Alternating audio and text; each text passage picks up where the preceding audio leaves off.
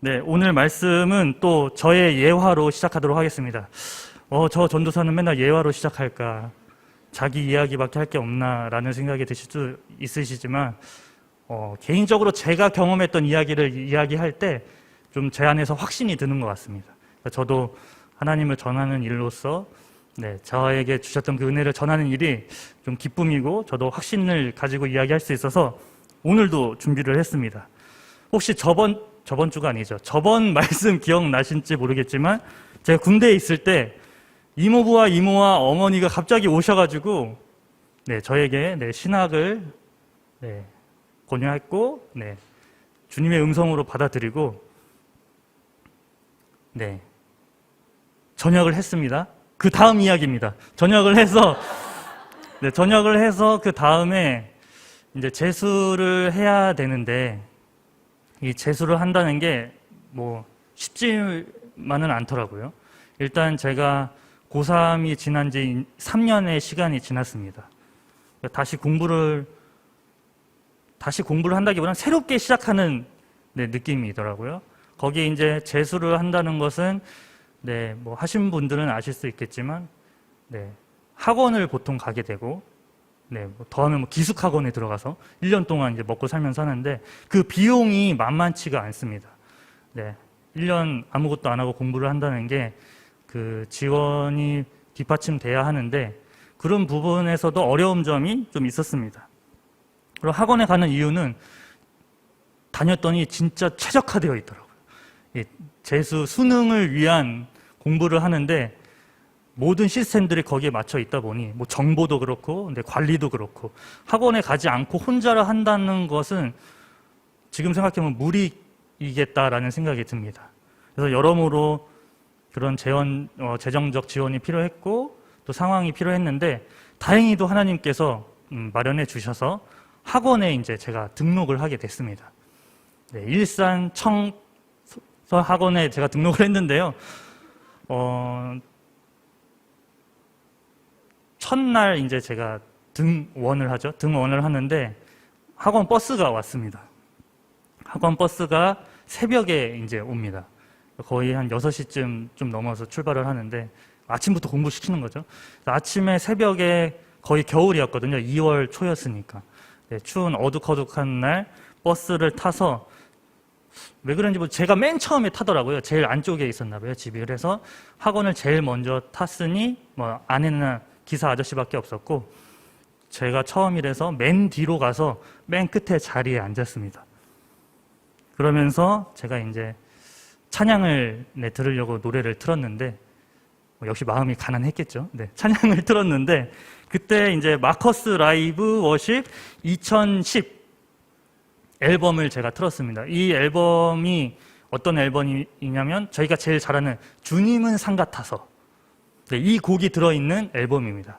그 중에서 내 삶 드리리라는 찬양이 이 앨범에 수록되어 있는데 이 찬양을 지금 한번 살짝 들어보도록 하겠습니다.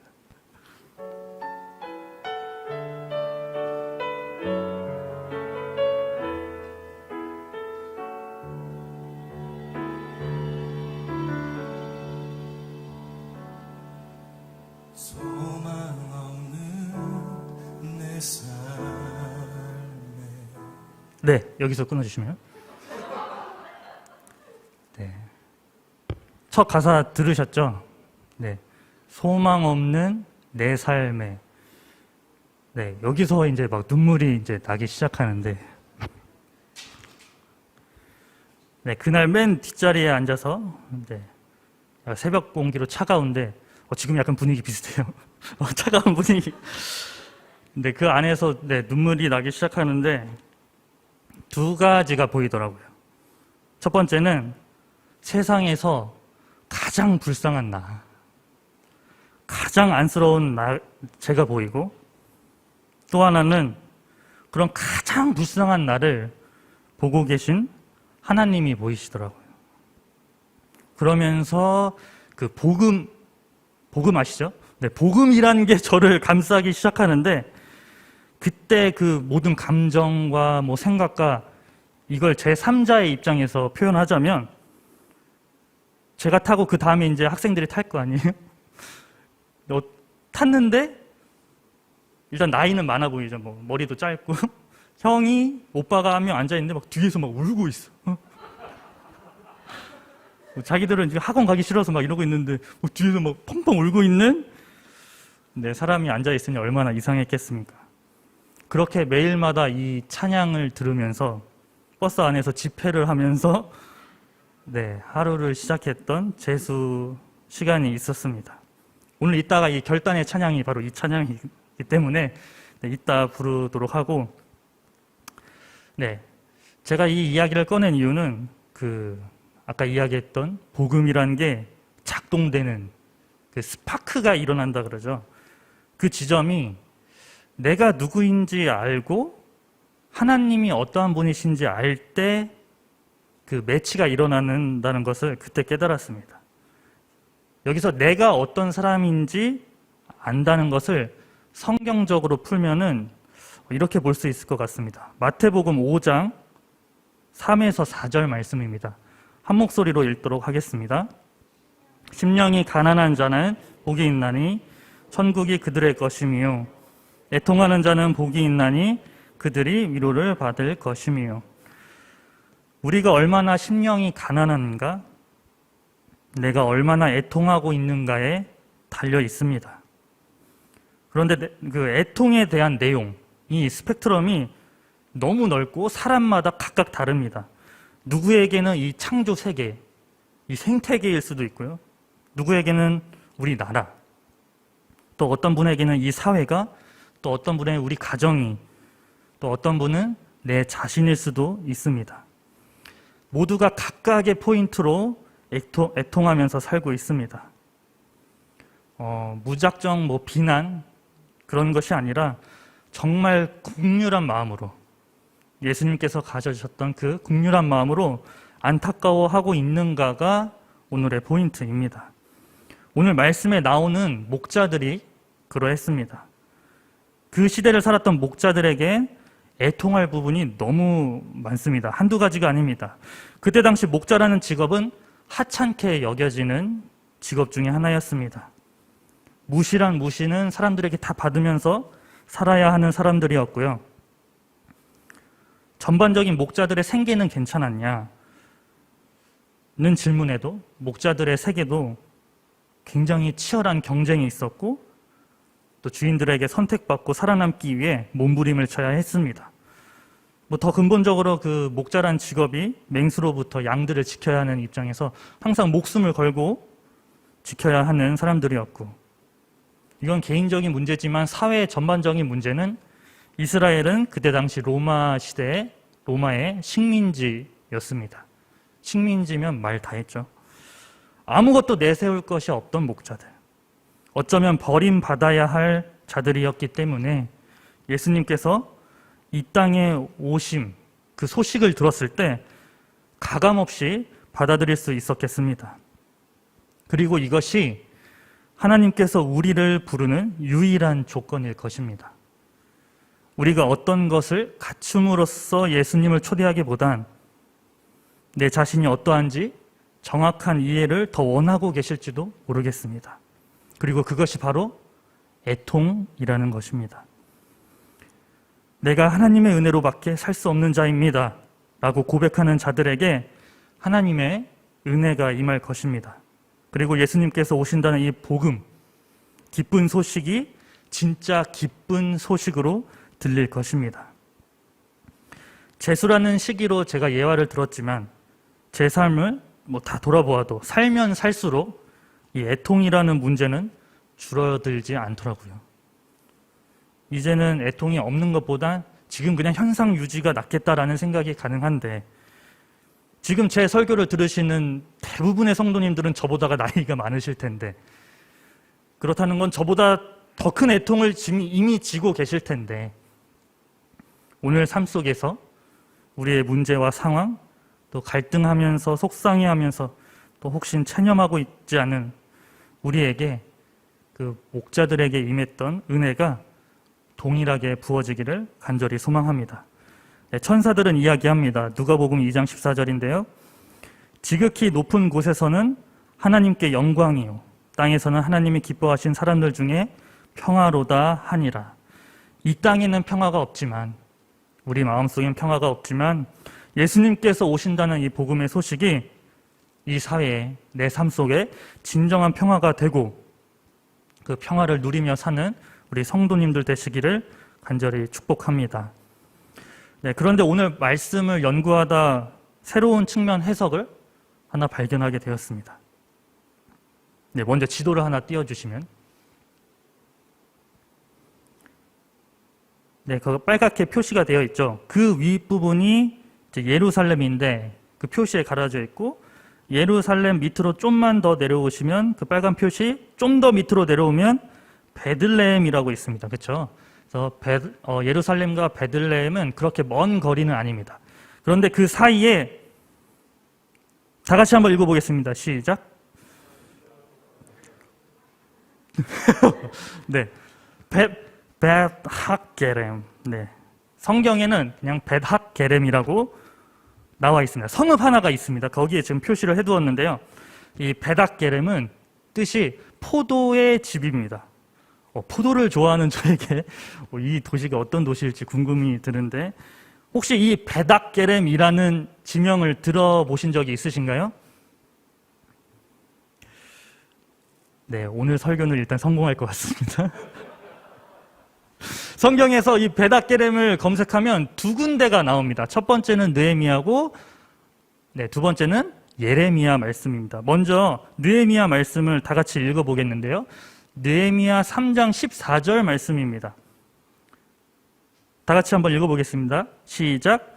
분문은 벳핫게렘 지방을 다스리는 레갑의 아들 말기야가 중수하여 문을 세우며 문짝을 달고 자물쇠와 빗장을 갖추었고, 바벨론 포로기를 지나서 귀환을 한 뒤 예루살렘 성을 재건하는데 우리가 아까 봤던 벳핫게렘 지방의 사람들이 와서 거들게 됩니다. 그런데 이 본문에도 생소한 단어가 또 하나가 나옵니다. 벳핫게렘 말고도 바로 레갑의 아들 말기야라고 하는데, 즉 레갑 사람들입니다. 레갑 사람들은 이 벳핫게렘 지방에 살고 있던 사람들, 레갑이란 사람의 후손들인데, 그 사람들이 지금 와서 예루살렘을 재건하는데 돕고 있다는 오늘 말씀입니다. 그러면은 이 레갑 사람들은 누구냐? 이 레갑 사람들이 누군지 알아보려면 예레미야 말씀을 봐야 합니다. 예레미야 35장 말씀인데요. 35장 전체에 나오는 이야기이기 때문에 제가 간략하게 요약해서 설명해 드리겠습니다. 35장 1절에 보면은 당시 또 시대가 나옵니다. 요시야 왕의 아들 여호야김이 다스릴 때이다. 여기서 여호야김은 악한 왕으로 알려져 있습니다. 이때 당시 수많은 이스라엘 백성들이 하나님을 떠나 살 때였습니다. 모두가 악을 행할 때, 그때 하나님께서 예레미야의 선지자에게 나타나셔서 말씀합니다. 이 레갑 사람들을 불러 모아놓고 테스트를 해보라는 거예요. 어떤 테스트였냐면 포도주를 먹여보려고 하는 것이었습니다. 그때 당시 대부분의 사람들이 흥청망청 살 텐데 이 레갑 사람들은 먹는지 안 먹는지를 좀 테스트를 하는 장면입니다. 그래서 그때 당시 이스라엘 모든 고관들이 있는 그 자리에서 이 명령을 내리게 됩니다. 레갑 사람들이 어떤 반응을 보였는지 궁금하죠? 네, 그 말씀을 저희가 함께 읽어보도록 하겠습니다. 6절부터인데 10절까지 읽어보겠습니다. 시작. 마시지 아니하겠노라. 레갑의 아들 선조 요나답이 우리에게 명령하여 이르기를 너희와 너희 자손은 영원히 포도주를 마시지 말며 너희가 집도 짓지 말며 파종도 하지 말며 포도원을 소유하지도 말고 너희는 평생 동안 장막에 살아라.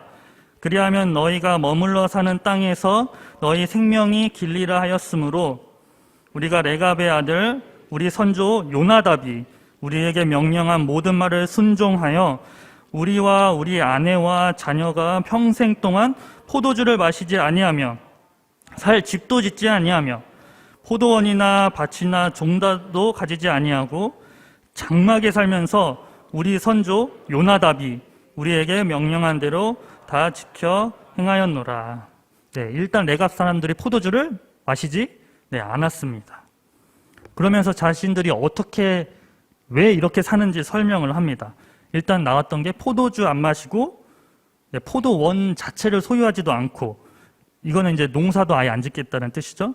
거기에 이제 집도 짓지 않으면서 장막에서 산다.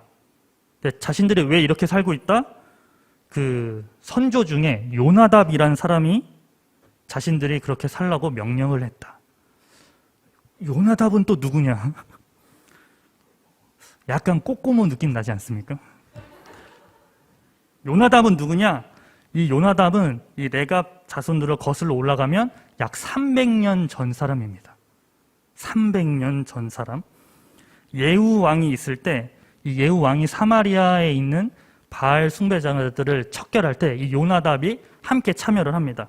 그만큼 이제 이 종교에 대한 개혁이 할 때 나서던 사람이고, 그만큼 하나님의 법을 따랐던, 말씀대로 살았던 사람입니다.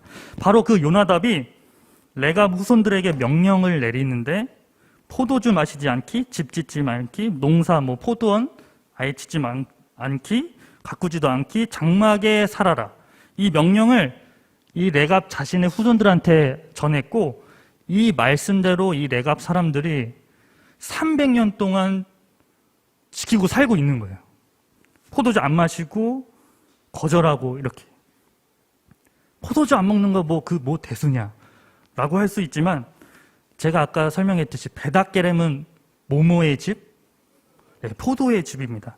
단순히 포도주를 많이 먹는 사람이 아니라 이 지방의 특산물이고, 이 지방은 포도가 나는 지방이고, 즉 포도를 재배하고 살지 않으면 생계가 어려운 지역입니다. 그러니까 어떻게 보면 이 레갑 사람들은 자신의 목숨을 내놓고 생계를 내놓고 포도를 농사하지 않은 사람들이에요. 왜 포도 농사를 안 지었냐?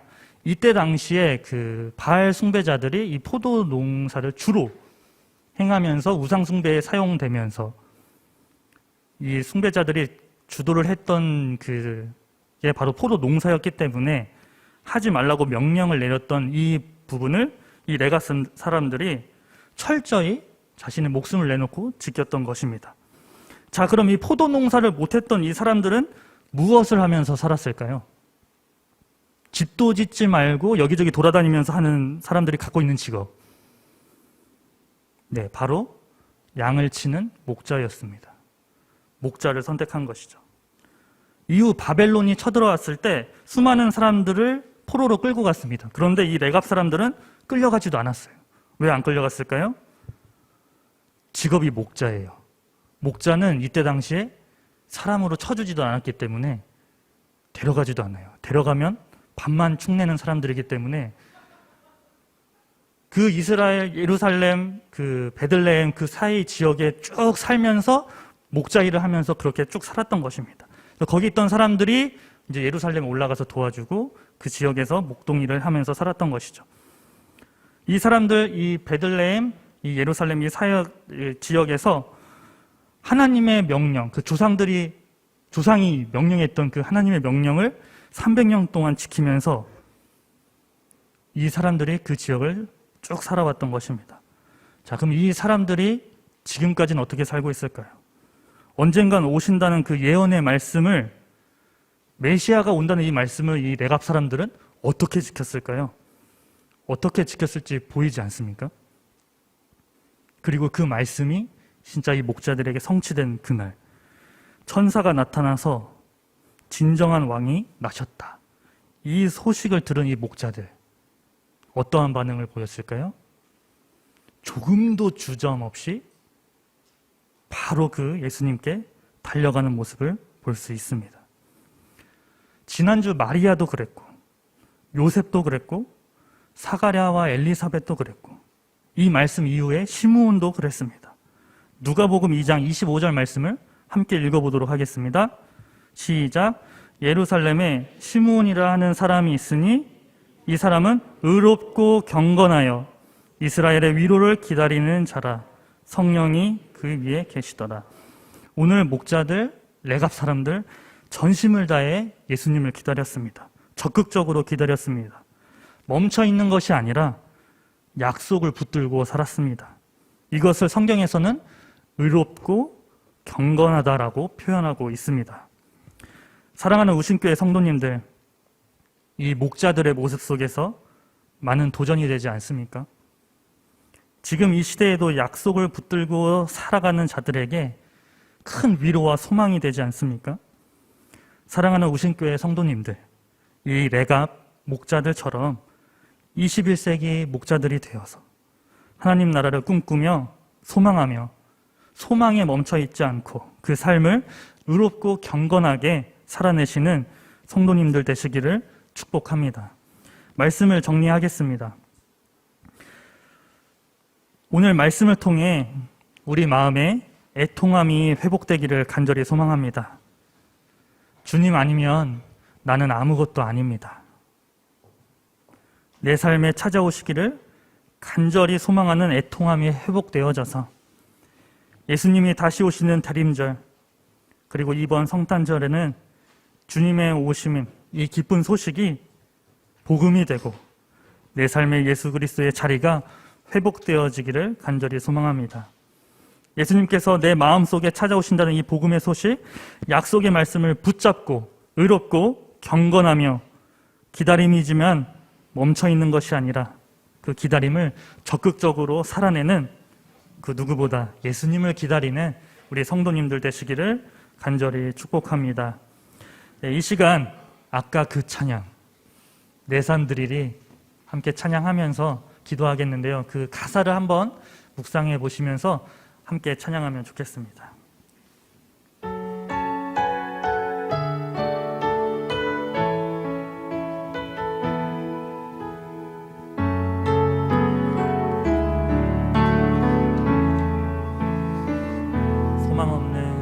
소망 없는 내 삶에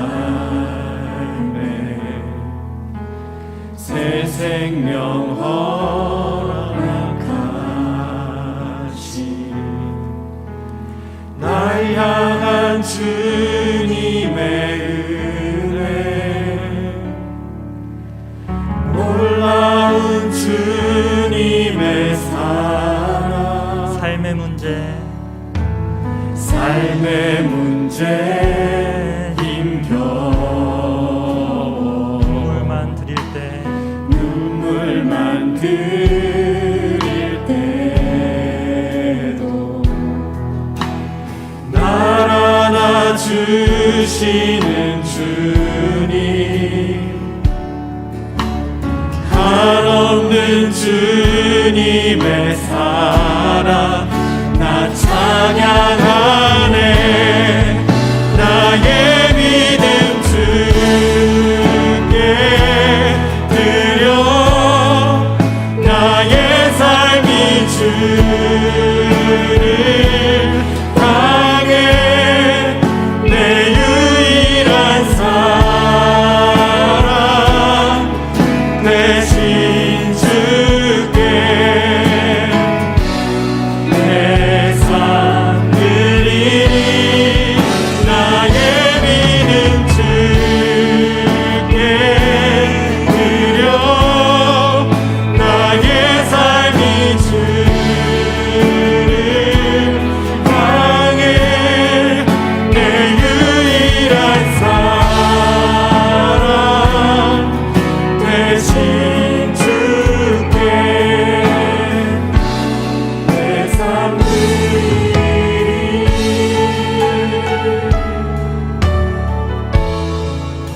다시 한번 찬양하겠습니다.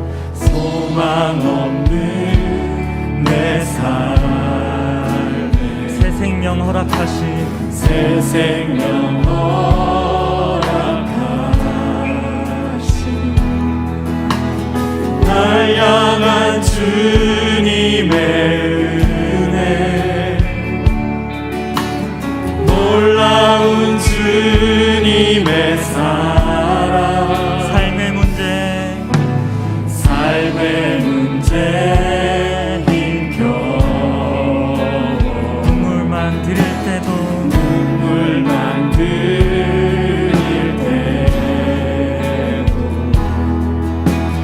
날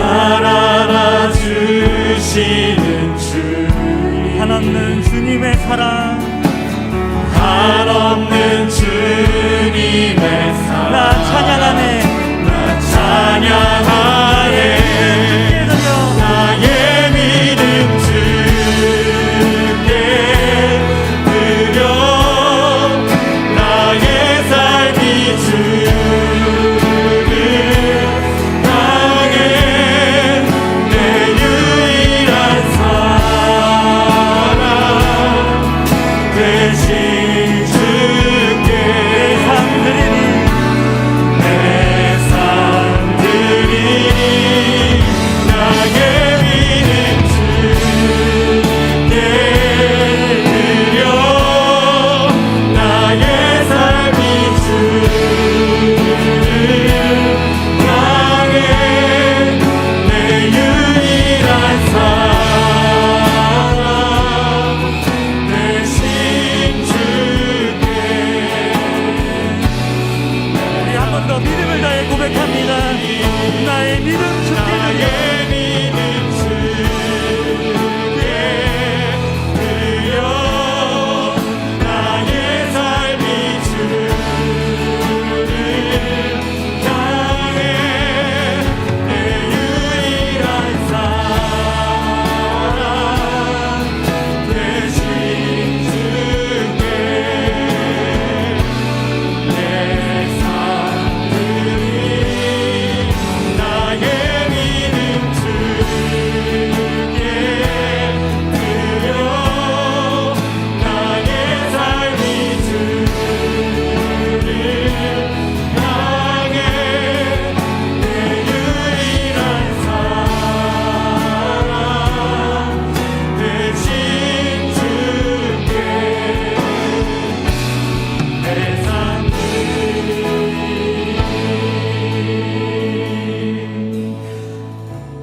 이 시간 기도하겠는데요. 우신교회 성도님들 몇 주 전에 국가 조찬 기도회가 있었습니다. 네, 대통령 후보부터 각 교계 지도자들 또 한자리 하시는 분들이 다 모여서 기도회를 했습니다. 모임은 누구를 초대하느냐가 그 모임의 수준을 결정합니다. 왜 나를 안 불렀을까? 라는 생각이 들지만 예수님께서는 예수님 본인 자신이 오신 가장 귀한 날 그 모임에 목자들을 초대했습니다. 그리고 오늘 그 예수님께서 우리 성도님들을 초대하고 계십니다. 그 애통하는 마음을 가진 자, 그럼에도 그 주님의 약속 붙들고 몸부림치는 자, 아무것도 내세울 것 없는 우리를 초대하십니다. 이 시간 기도할 때 예수님, 제 마음 아시죠? 소망 없는 내 삶에 예수님 뿐입니다. 고백하며 기도하겠습니다. 이 시간 함께 기도하도록 하겠습니다. 하나님 아버지 감사합니다. 오늘 주님의 그 초대, 얼마나 귀한 초대인지, 그리고 나를 위한 초대인지, 이 세상, 이 아파하는 자들, 이 애통하는 자들에게 그 소식이 얼마나 평안한지, 가장 간절히 기다렸던 소식인지 다시 한번 깨닫습니다. 하나님, 우리가 그 소식을 들었을 때 기쁨으로 맞이하는 자들 될 수 있도록 우리 마음의 외통하는 그 마음을 회복시켜 주시옵소서. 다시 한번 주님을 바라보는 그 간절한 마음이 회복되어져서 하나님, 그 목자들에게 임했던 그 음성이 나에게도 임할 때 주님, 제가 여기 있습니다. 그 소식 기다렸습니다. 그 소식 때문에 내가 살아납니다 고백하며 그 소식을 향해, 그 아버지 예수님을 향해 달려갈 수 있는 자들이 우리 될 수 있도록 인도하여 주옵소서. 부족한 자들을 부르셨으니 그 자리에 내가 있으니 나아가 주님밖에 없으니 아버지 주님이 필요한 자임을 고백합니다. 다시 한번 따라갈 수 있는 자들 될 수 있도록 주님께 붙잡아 주시옵소서. 다시 한번 기도할게요. 하나님께서 붙잡아 주시죠. 믿습니다.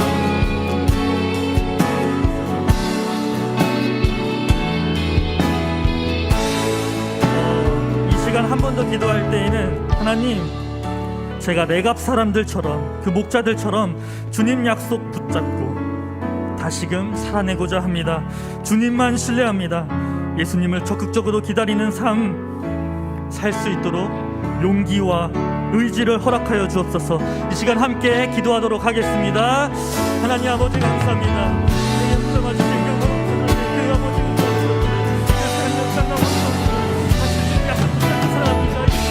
살아 안 됩니다. 주님 그 약속이